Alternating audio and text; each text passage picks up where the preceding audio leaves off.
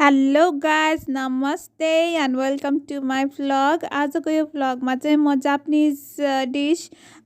कोरोके बनाउन जाँदैछु यो कोरोके इट्स लुक लाइक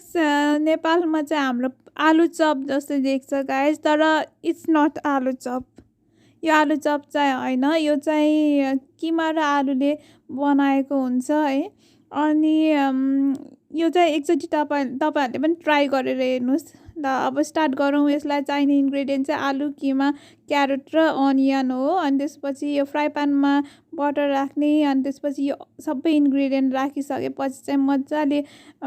किमालाई फ्राई गर्ने अनि त्यसपछि पोटेटो पनि फ्राई गर्ने मजाले पोटेटो फ्राई गरिसकेपछि यसमा चाहिँ सल्ट अनि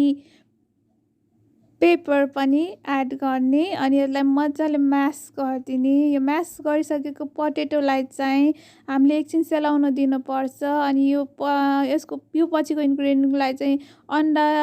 ब्रेड क्रम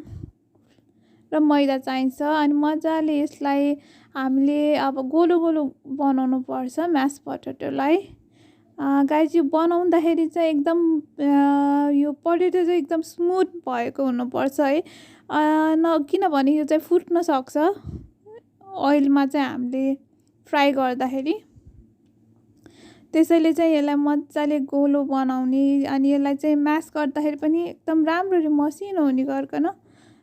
राम्ररी गर्ने अनि यसलाई कोटिङ गर्ने मैदाले त्यसपछि चाहिँ अन्डामा डिप गर्ने लास्टमा चाहिँ यो ब्रेड क्रमले सबै ठाउँमा कभर गरिदिने मजाले